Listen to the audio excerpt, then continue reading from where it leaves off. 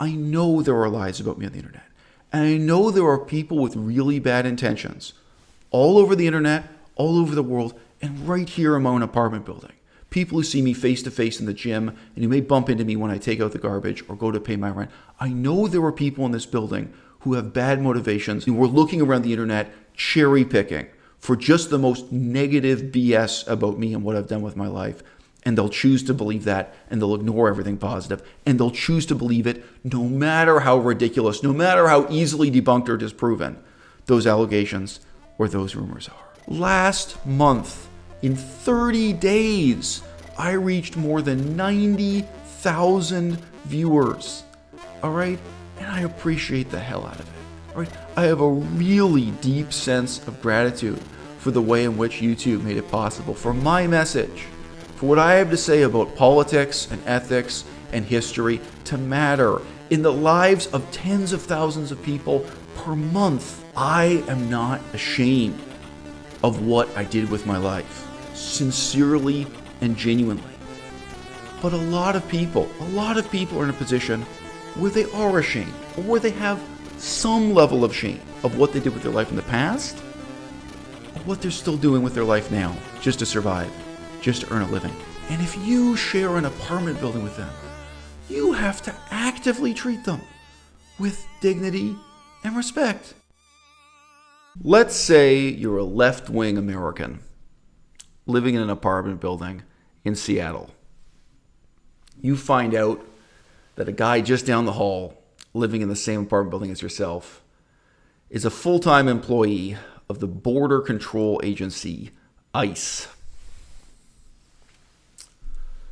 Let's say that you've even read stories in the newspaper involving this guy and some of the raids he's made against illegal immigrants.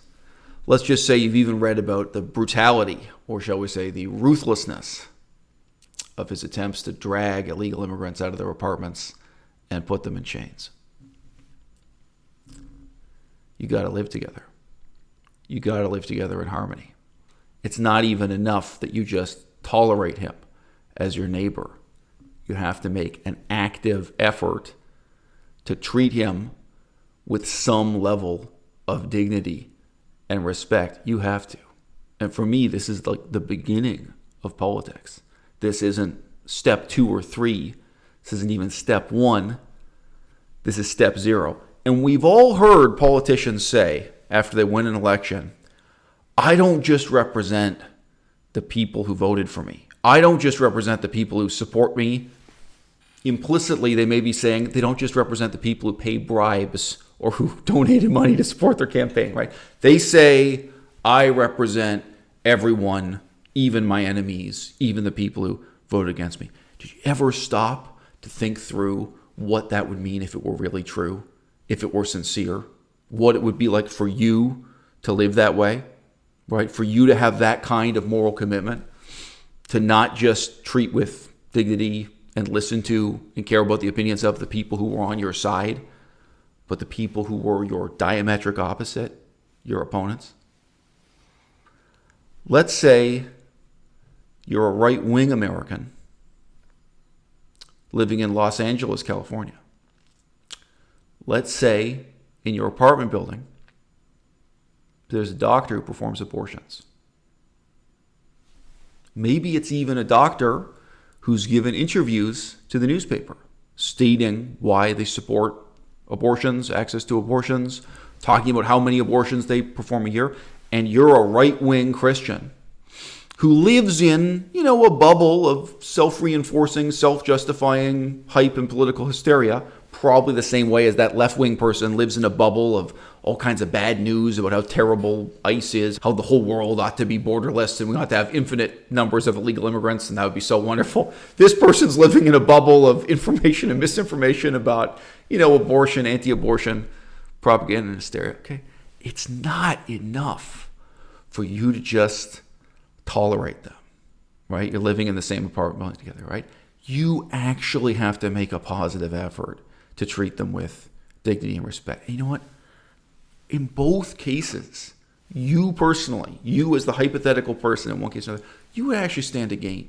You'd stand to really become a better informed person. And I really think morally, a better person if you could relate to this border control agent or this doctor who performs abortions, if you could learn to see them as a whole human being, right? And if you could learn to see the world from their perspective a little bit, even if it were just that you had a better understanding of what the difference was between you and them, or even if it was just that you had the practice overcoming your own hostility.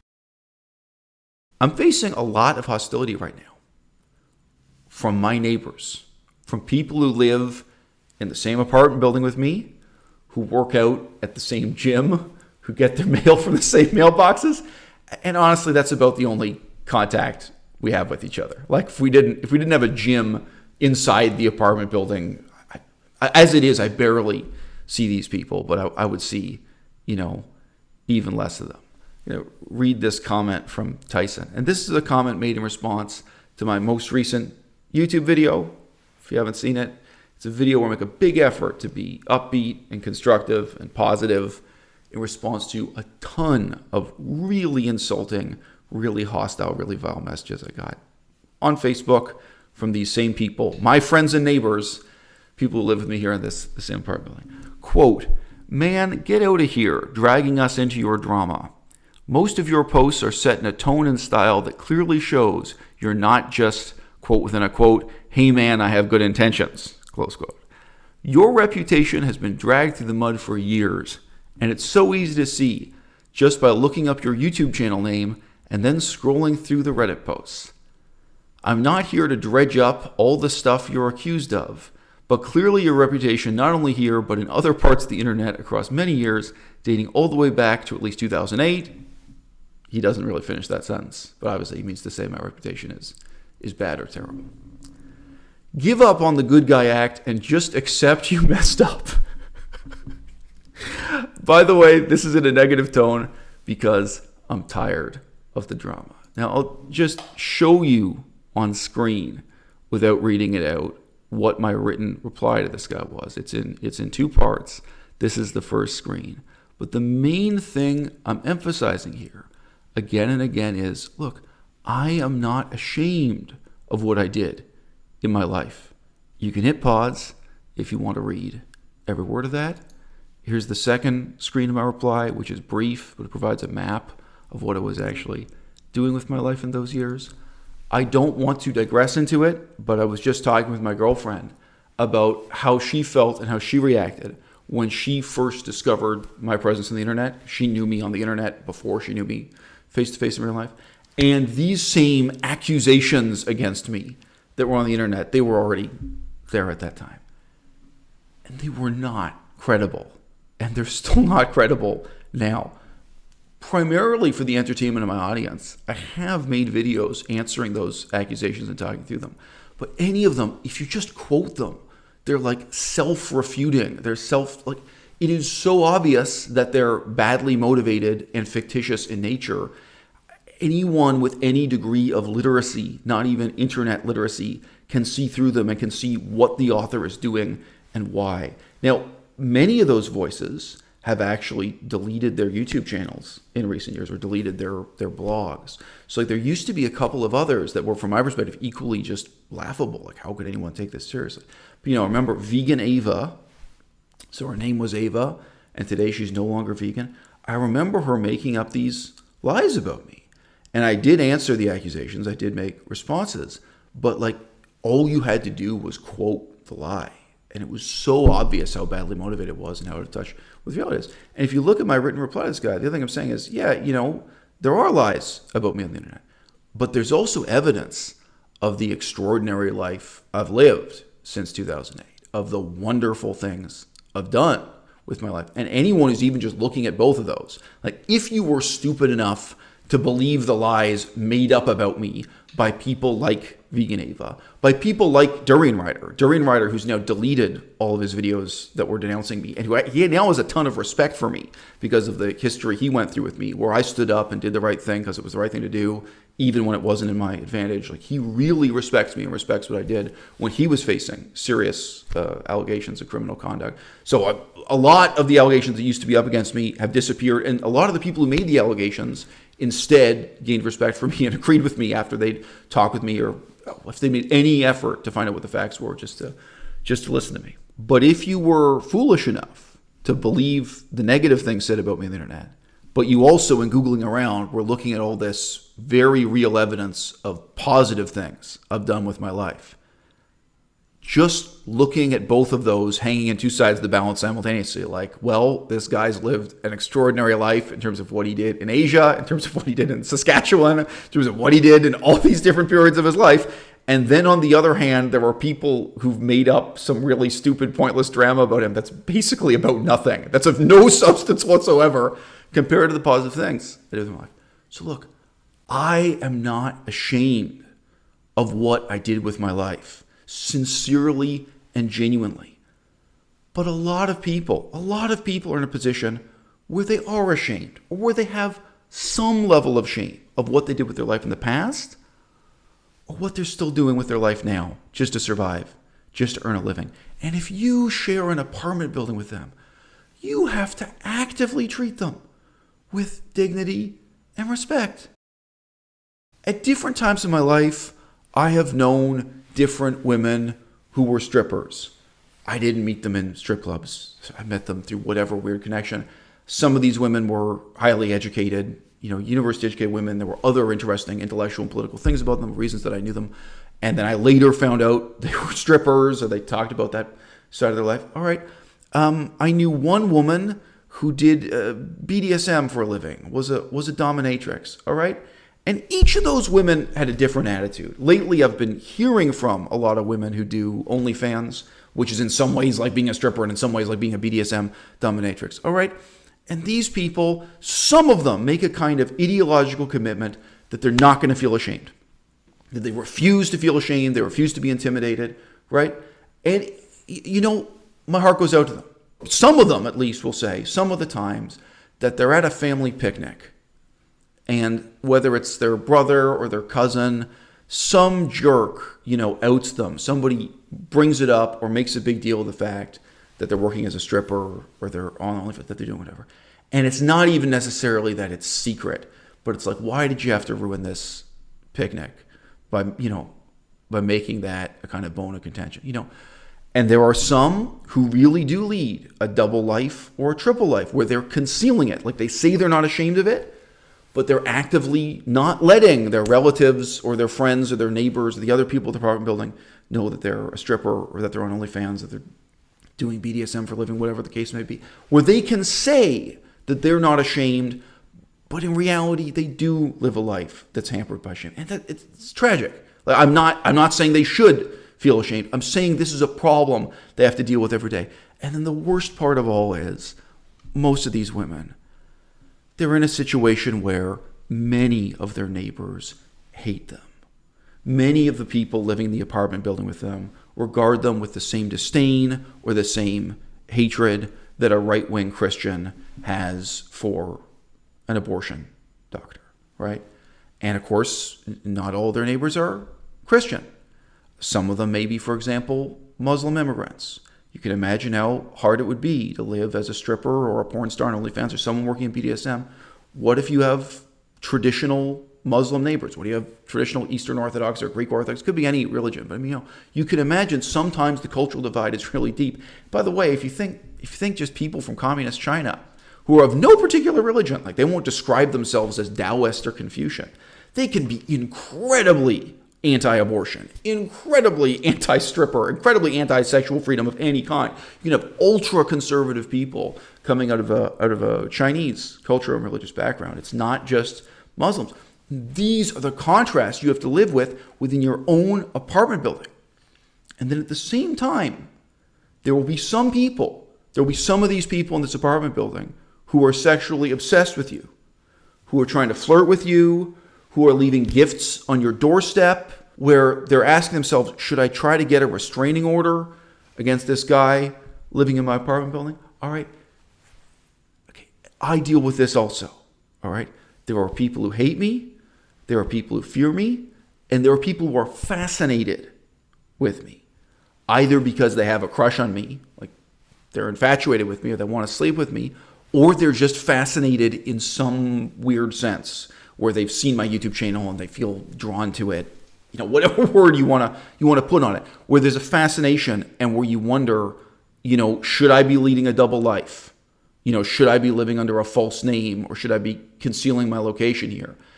And you know, I don't want to, because I'm not ashamed of what I've done with my life. I'm not ashamed with what I did back in the year 2008 doing humanitarian work. I'm not ashamed with what I've been doing on YouTube now in the last 7 years. All right, I'm proud of it. I really feel I've made an extraordinarily positive contribution to other people's lives, and I've done something very positive with my own. You know, very, very briefly, I used to work in the publishing industry, and I knew so many talented, hardworking people who poured their hearts out to write a book that maybe reached 50 readers, maybe it reached 100. Eventually, in the passage of decades, maybe it would reach 500 readers. Okay, last month, in 30 days, I reached more than 90,000 viewers. All right? And I appreciate the hell out of it. All right? I have a really deep sense of gratitude for the way in which YouTube made it possible for my message, for what I have to say about politics and ethics and history to matter in the lives of tens of thousands of people per month. Whereas I know traditional print media, I know writing articles, I know writing books, it reaches this pitiably small audience. There was one elderly gentleman, he was already past retirement age, who wrote a series of peer-reviewed articles. He had a PhD and a career as a professor. And, you know, I made some YouTube videos talking about the research in his articles. And I sent him some friendly emails saying, hey, you know, I hope this will bring some more readers, you know, to your articles. I've made some videos talking about this. And he forwarded to me the most pathetic email. He sent me an email from the editor of the magazine where he published the article. And the editor of this magazine said, hey, this is really great. Can you believe it? We got more than 25 people clicking on this article in a day, thanks to the YouTube video, right? Like if it wasn't for my YouTube video, it would have been 0 or would have been less than 25, would have been some pitiably small number. And they said, oh, and they have a tracking service. And we can see like those mouse clicks, those readers looking at the article, they're from all over the world. Like, isn't this exciting? Isn't this great? All right. So like, you know, to me, getting 90,000 viewers in a month, all right, it may be a failure. Like, you know, this may be in a very real quantitative sense or in an economic sense, a failure. But to me, in a really meaningful sense, it's a success. All right. This is something I'm not ashamed of. All right. I'm not a stripper. I'm not a porn star. I'm not doing anything with my life I regret. I know there are lies about me on the internet. And I know there are people with really bad intentions all over the internet, all over the world, and right here in my own apartment building. People who see me face to face in the gym and who may bump into me when I take out the garbage or go to pay my rent. I know there are people in this building who have bad motivations and who want to hate me and who are looking around the internet cherry picking for just the most negative BS about me and what I've done with my life. And they'll choose to believe that, and they'll ignore everything positive, and they'll choose to believe it no matter how ridiculous, no matter how easily debunked or disproven those allegations or those rumors are. Okay? And you know what one option is for me? One option is to accept all of it, and to accept it warmly and magnanimously, right? So you know what? I'll take the good with the bad. Because for me, on a really profound level, I know you do not choose to be loved or hated. You choose to be known or unknown. And me, with my little political philosophy, no matter how unpopular, no matter how despised in the Canadian cultural context in 2021 it may be, I choose to be known.